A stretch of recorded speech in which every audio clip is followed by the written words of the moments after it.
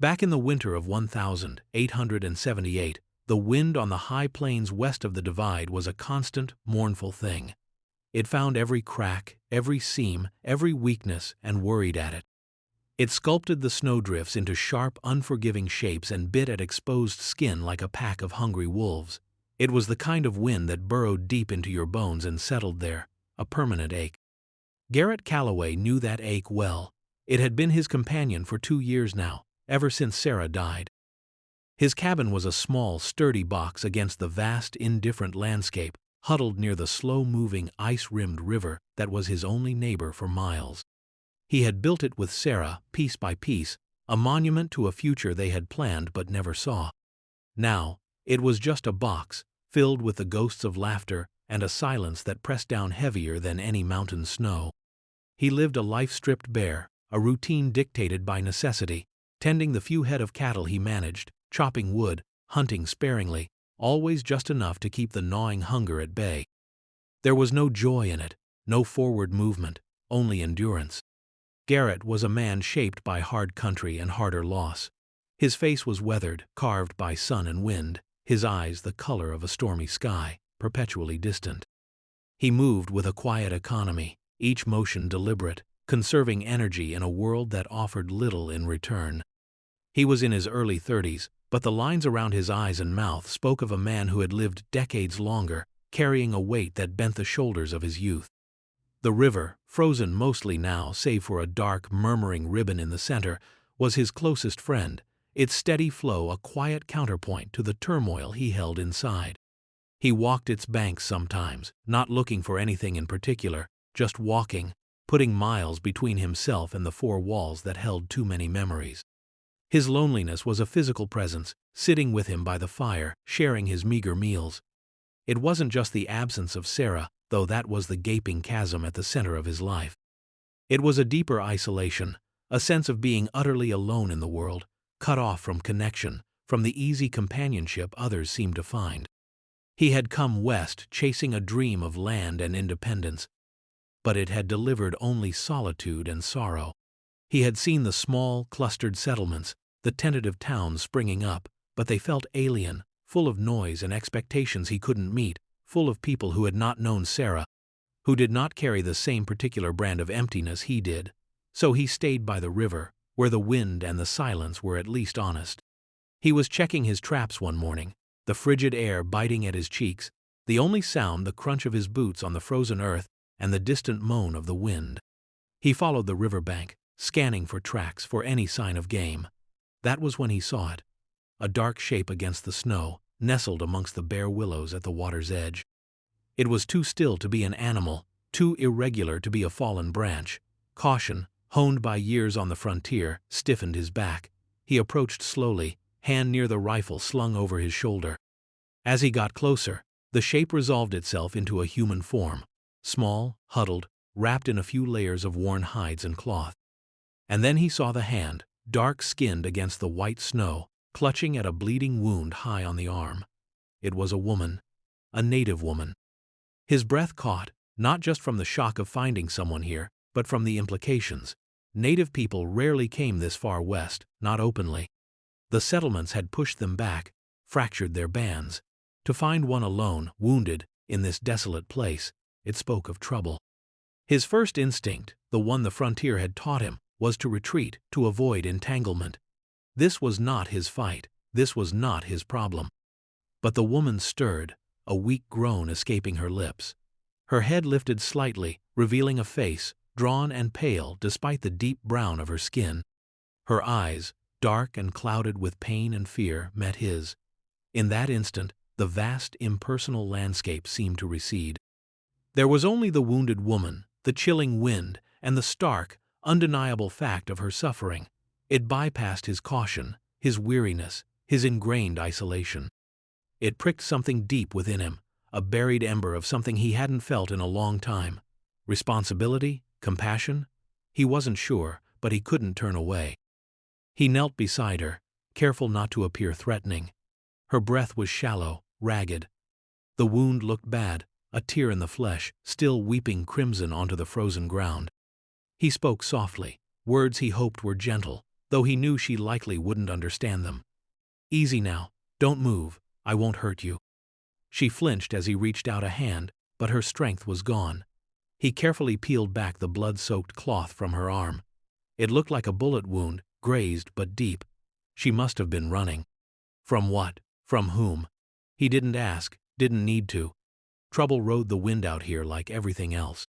He knew he couldn't leave her, not like this. The cold would claim her within hours. He looked back towards his cabin, a lonely wisp of smoke curling from the chimney. It was warm there. It was safe, in its own empty way. Bringing her there was a risk, a big risk. He didn't know her, didn't know what trouble she carried, didn't know how the townsfolk would react if they ever found out he had harbored a native woman. Prejudice ran deep and cold in this land, colder than the winter air. But the look in her eyes was a silent plea, raw and desperate. It reminded him, with a jolt, of the vulnerability he had felt himself in the face of loss, the utter helplessness. He made his choice. "All right," he murmured, more to himself than to her. "All right, I'll take you to my place." Moving her was difficult. She was small, but weak and clearly in agony. He scooped her up gently, supporting her wounded arm. Her body was feather-light in his arms, frail as a bird. He turned from the river, from the biting wind, and began the slow, arduous trek back towards the cabin, his boots breaking the untouched snow, leaving the only tracks in the desolate white. The weight in his arms was unfamiliar, but it felt real, a counterweight to the pervasive emptiness. Inside the cabin, the air was warmer, thick with the smell of wood smoke and old coffee. He laid her carefully on the narrow cot by the fire, the one Sarah had slept on when she was ailing. He knelt beside her, gathering supplies, clean rags, water heated on the stove, a bottle of strong whiskey he kept for snakebite or pain. He worked slowly, methodically, cleaning the wound as best he could. She winced, whimpered softly, but did not cry out. Her jaw was set, her eyes squeezed shut. He poured a generous amount of whiskey over the wound, and she gasped, body tensing, but still, she made no sound beyond a sharp intake of breath. Resilience. He saw it in the rigid line of her body, the clench of her fists against the cot mattress. He tore strips of clean cloth and bandaged the wound tightly, his big hands surprisingly gentle. When he was finished, he stood back, looking down at her. She was still shivering, whether from cold, shock, or fear, he couldn't tell. He found a heavy wool blanket, one Sarah had woven, and spread it over her. "There," he said, his voice rough. "It's done. You're safe now." She didn't respond, her eyes still closed, her breathing evening out slightly. He sat on a stool across the room, watching her. The silence in the cabin, usually so empty, now felt different. Charged, full of the unspoken presence of the wounded woman, full of questions he couldn't ask, and a situation he didn't know how to handle. For the next few days, he moved around her like a ghost, quiet, observant. She slept a lot, drifting in and out of a restless slumber. When she was awake, she was watchful, her dark eyes following him, wary but without overt fear. He offered her water, broth he made from dried venison, small pieces of hardtack. She took them slowly, her movements hesitant, her gaze still assessing. Communication was almost non-existent. He tried a few simple words, pointing to the water skin, to the food. She nodded, or shook her head, her face a mask he couldn't read. He didn't know her name, her people, why she was alone and injured. He didn't push. There was time, he figured, if she survived. He changed her bandage daily, the wound slowly improving, the angry redness fading to a dull ache. Each time he touched her arm, he felt the delicate bone beneath the skin, the fragility of her body, a counterpoint to the quiet strength in her eyes. She never spoke, not a single word he understood, but there was a language in their shared existence now, in the small cabin. The crackle of the fire, the simmering of the broth, the quiet footsteps as he moved about his chores, the soft sound of her breathing from the cot. He caught himself watching her when she thought he wasn't looking, not in a prying way, but with a quiet curiosity. He noticed the intricate beadwork on her worn moccasins, the way her long, dark hair fanned out across the blanket, the fine, precise lines of her features. She was not like anyone he had ever known. Growing up back east, the native people were distant, often feared figures in stories. Out here, They were the savages the settlers warned about, the obstacle to progress. But looking at her, a vulnerable woman in his care, those ingrained prejudices felt hollow, meaningless. She was just a person in need, a person showing remarkable resilience. One afternoon, while he was mending a saddle by the fire, she surprised him. She had been sitting up, leaning against the wall, her good hand-tracing patterns on the blanket. Suddenly, she spoke. The words were soft, hesitant, in a language he didn't know, but the tone was clear: gratitude. He looked up, met her eyes, and smiled, a slow, rusty movement of his facial muscles that felt strange after so long. "You're welcome," he said, knowing she wouldn't understand the words, but hoping the feeling translated. He gestured to her arm, then made a movement of getting better, giving a thumbs up. She watched him, a faint, almost imperceptible smile, touching her own lips for the first time. Another day, he brought in fresh snow to melt for water. His hands were numb, clumsy. He dropped a chunk, and it scattered across the floor. She reached out her good hand, gesturing towards a scoop near the hearth. He nodded, realizing. Small things, but they were bridges. Later, she managed to sit up on the cot for longer periods. She watched him work, her gaze intelligent and observant. She seemed particularly interested when he worked with wood or leather. He found himself explaining what he was doing, talking about the wood grain, the stretch of the hide, simple things, just to break the silence, knowing she didn't understand the words, but maybe sensing the intent. One evening, as the firelight danced on the cabin walls, she spoke again. This time, she pointed to herself and said a word. "Nahili." He paused, understanding dawning. "Nahili," he repeated, testing the sound. It was soft, musical. He pointed to himself. "Garrett. My name is Garrett. Nahili." She practiced his name, her tongue stumbling slightly over the unfamiliar sounds, but she got it, a small victory in the quiet cabin. Garrett. Slowly, haltingly, a thread of communication began to weave between them. She pointed to things and spoke words in her language. He did the same in English: river, fire, wood, water, sky, deer, snow, cabin, small foundational words, building a fragile shared vocabulary.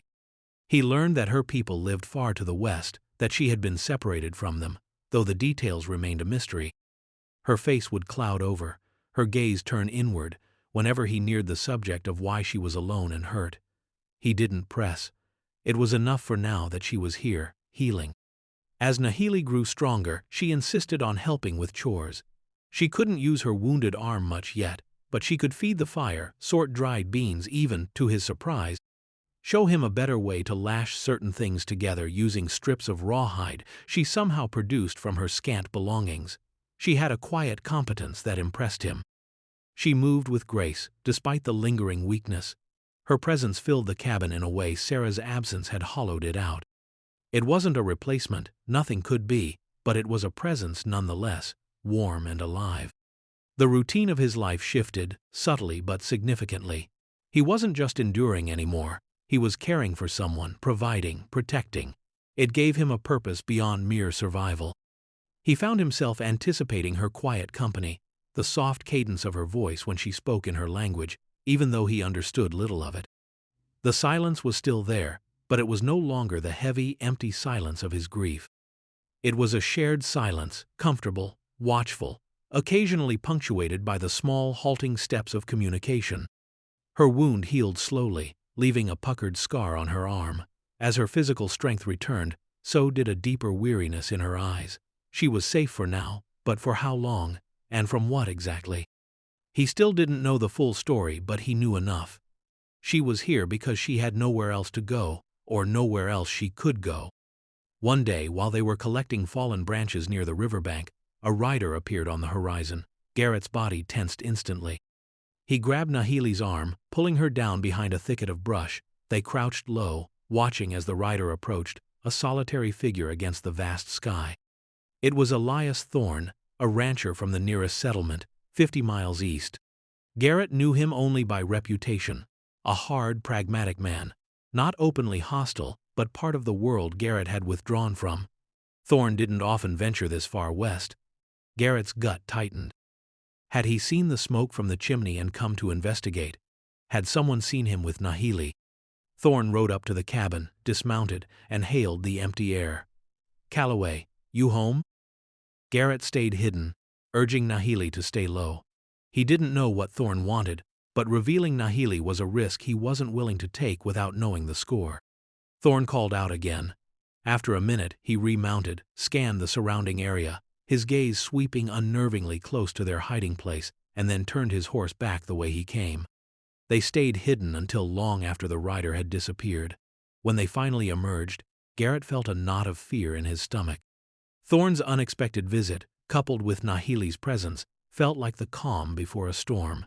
The isolation that had been Garrett's refuge now felt like a potential trap. He had thought he could hide away from the world, but the world, in various forms, had a way of finding you. That evening, by the fire, Garrett looked at Nahili. "Trouble," he said, using the word he had taught her. He pointed back the way Thorn had come. "Men, maybe looking for you." Nahili's eyes widened, fear flickering there, raw and unconcealed. She nodded slowly, understanding. She looked at her bandaged arm, then at the vast, empty landscape outside. There was no easy answer. The quiet truce of their shared existence was broken. A new tension entered the cabin, the knowledge that they were both vulnerable, both exposed. Garrett found himself looking at Nahili, not just as a guest or a responsibility, but as someone he was now bound to protect. His cabin, his solitary refuge, had become a sanctuary, and the lines between them, between host and guest, were blurring into something else, something he wasn't ready to name. Weeks turned into months.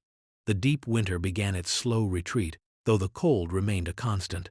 Nahili was fully healed, her arm strong again. Their shared vocabulary had grown, a patchwork of English and her language, supplemented by gestures and context. He learned that her people called themselves the Daine, that she had fled from a violent encounter with white men who had attacked her family. She didn't elaborate, and he didn't press, the pain in her eyes enough of an explanation. She spoke of wide canyons and mesas, country far different from the high plains. She longed for her people, but feared the journey, feared being found again.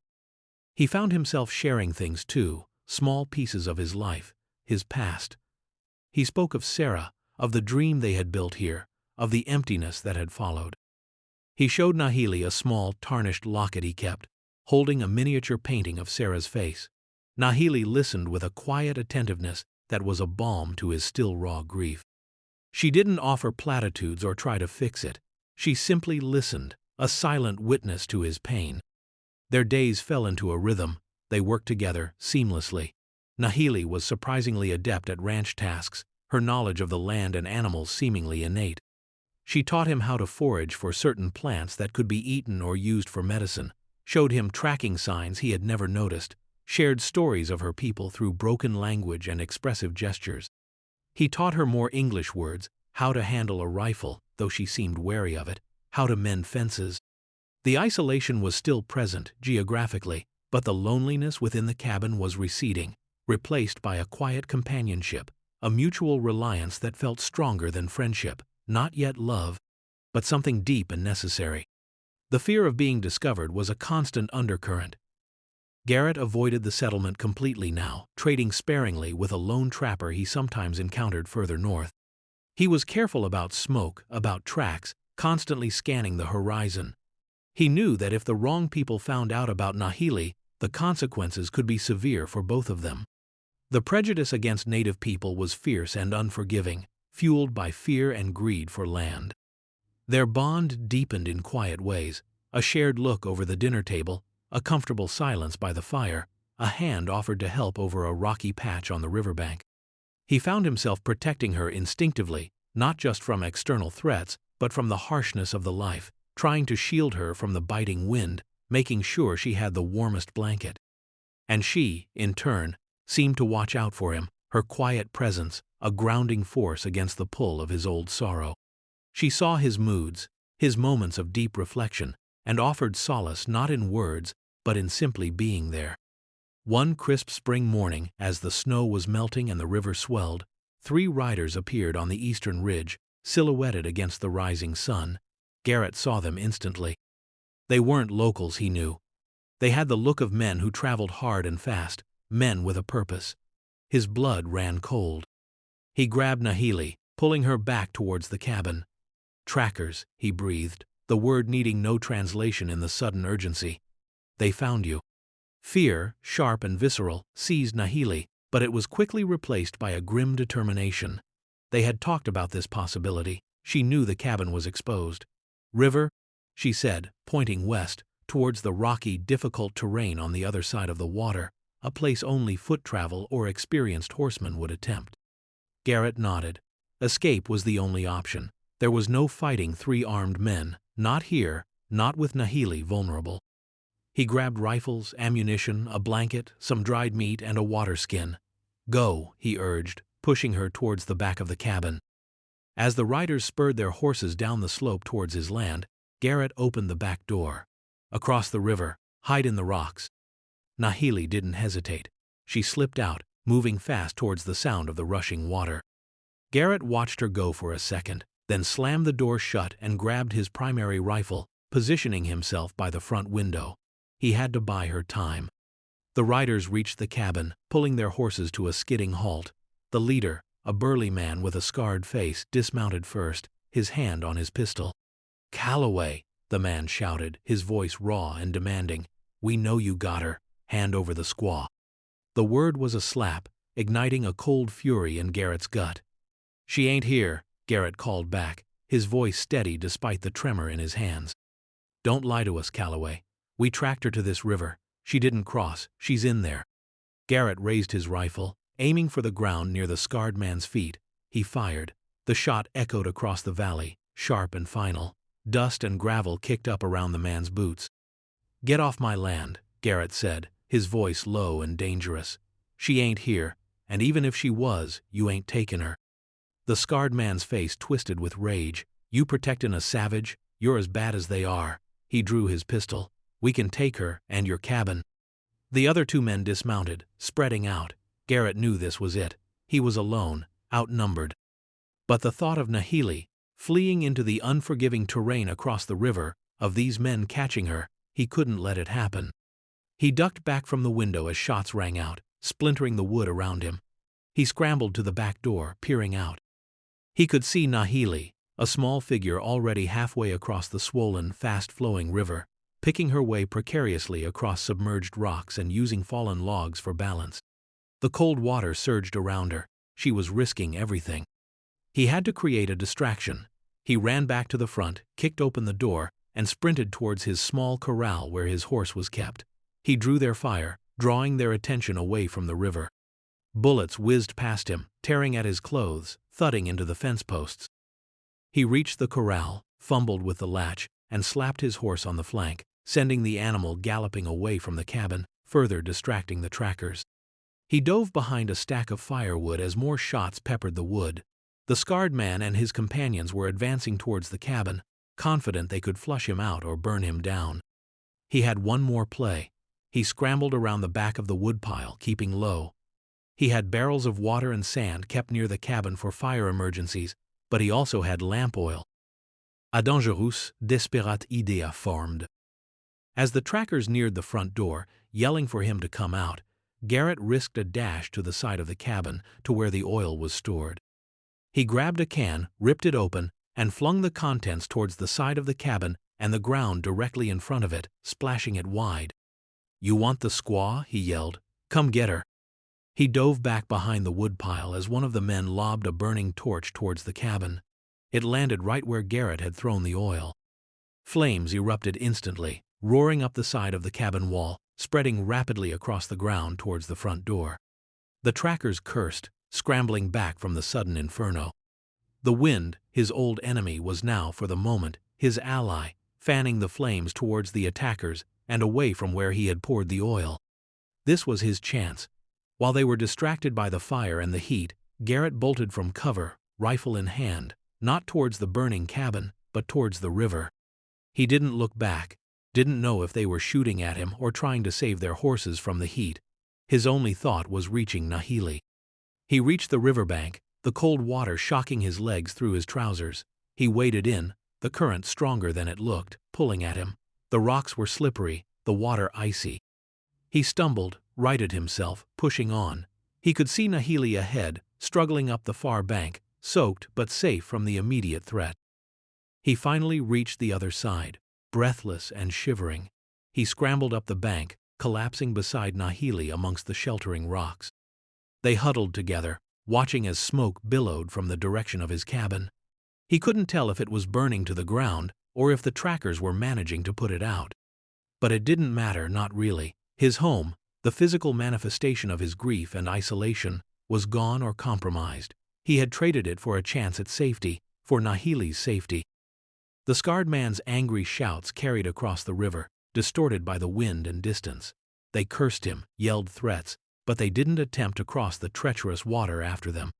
Not yet, anyway. They spent the rest of the day and the night hidden in the rocks, cold, hungry, and exposed. The bond between them, forged in quiet companionship, was solidified by shared danger. They were outcasts together now, their fates intertwined. As dawn broke, painting the eastern sky in bruised colors, Garrett looked at Nahili. Her face was smudged with dirt, her clothes torn, but her eyes met his, clear and resolute. "Gone," he said, gesturing back towards the distant smoke. "Cabin."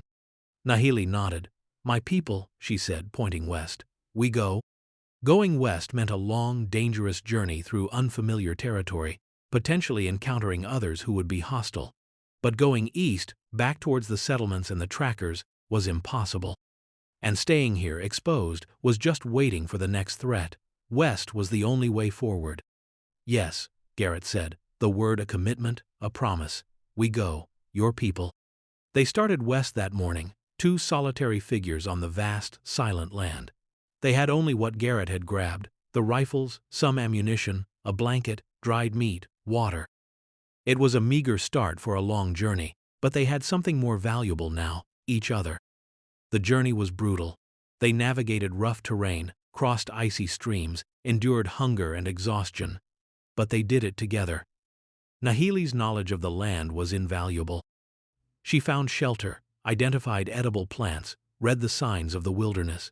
Garrett's strength and skills with the rifle kept them fed and offered protection. They were a unit, two halves making a stronger whole. They spoke more now, the necessity of survival breaking down the last barriers. He learned more about her life, the richness of her culture, the tragedy that had driven her from her home. She learned about his life, his dreams, the depth of his loss. They shared stories around meager campfires, the flames pushing back the vast darkness and the ghosts of their pasts. Prejudice wasn't just an external threat. They saw it in the wary, hostile stares of the few white travelers they encountered, who sometimes muttered curses or clutched their weapons tighter. It was a constant reminder of the world they were outside of, the world that would judge and reject them. But their shared experience, their reliance on each other, made those judgments feel distant, less important than the bond they had built. The journey wasn't about finding a physical home as much as it was about building a new one within each other. The vast landscape, once a symbol of Garrett's isolation, became the testing ground for their connection. They faced challenges together: a flash flood, a near miss with a grizzly bear, days without finding game. Each obstacle overcome strengthened their trust, their mutual respect. They were no longer just a wounded woman and the man who found her. They were Nahili and Garrett, traveling together, bound by circumstance, choice, and a quiet, growing affection that had bloomed unexpectedly from the desolate soil of their shared hardship. After weeks of arduous travel, guided by Nahili's sense of direction and the sun, they began to see signs of her people, faint tracks, specific markings on trees. Hope, a fragile thing Garrett had buried with Sarah, stirred within him. For Nahili, the signs brought a mix of anticipation and anxiety. Would her people accept him, a white man? One evening, as they crested a rise, they saw it. Smoke rising in the distance, more than a single campfire. A camp. Her people. Nahili let out a soft cry, a mix of relief and trepidation. Garrett felt a similar mix. His journey with Nahili might be ending, or it might be entering a new, unpredictable phase.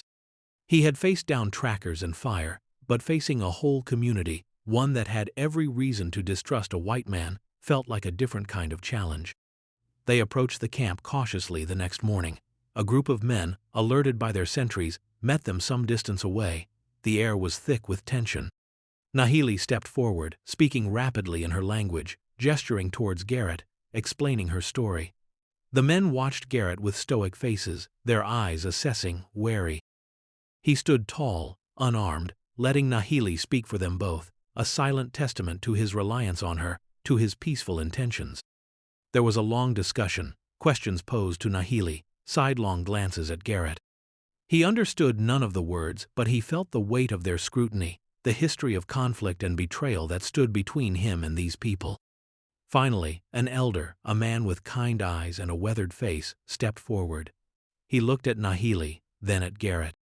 He spoke slowly, deliberately, in a few halting words of English. "She says, you saved her life, you protect, you good man." It wasn't a full acceptance, not yet, but it was an opening. Nahili's return, her story, and Garrett's presence beside her spoke volumes. He had come not as a conqueror or a threat, but as a companion, her protector. They were allowed into the camp.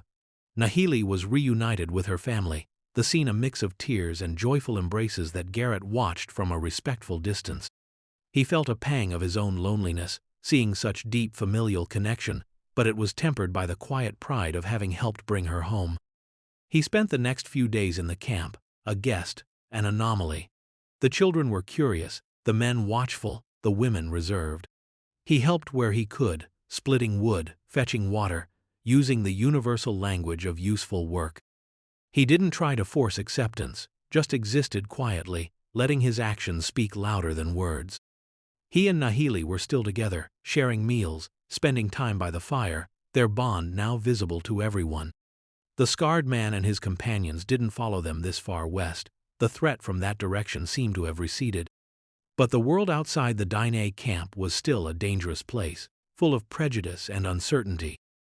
One evening, under a vast, star-filled sky that felt immense and humbling, Garrett sat by a fire with Nahili and her family. The elder who had spoken to him before sat across from him. "Garrett," the elder said, using his name, "you came far. You have no home?" Garrett thought of the burned cabin, the empty plains. "No," he said, the words simple and true. "My home was gone." The elder nodded, his eyes understanding. "Nahili says, you have good heart. You saved her." He paused, looking around at the community, the families gathered, the circle of warmth against the cold night. "This is her home.